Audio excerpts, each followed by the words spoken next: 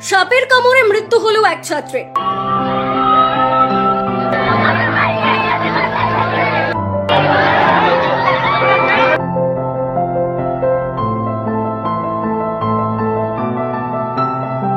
দক্ষিণ চব্বিশ পরগনা জেলার ফ্রেজারগঞ্জের বকখালি এলাকায় ঘটনাটি ঘটেছে। মৃত ছাত্রের নাম অরণ্য পাত্র।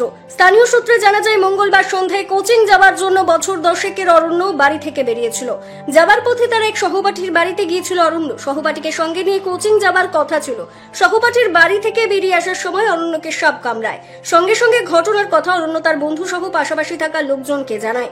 ঘটনার পরে স্থানীয় মানুষজন অরণ্যকে উদ্ধার করে নামখানার দারিকনগর গ্রামীণ হাসপাতালে নিয়ে যায়। সেখানে তার অবস্থার অবনতি হলে স্থানান্তরিত করা হয় কাকদ্বীপ সুপার স্পেশালিটি হাসপাতালে। সেখানে নিয়ে যাওয়া হলে চতুর্থ শ্রেণীর ছাত্র বছর 10 অরণ্যকে মৃত বলে ঘোষণা করেন ডাক্তারবাবুরা।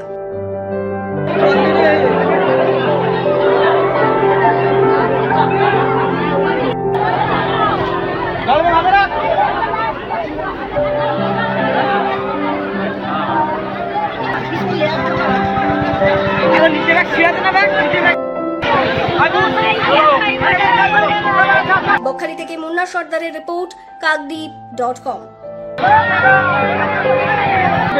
বেশ ভালো লাগছে।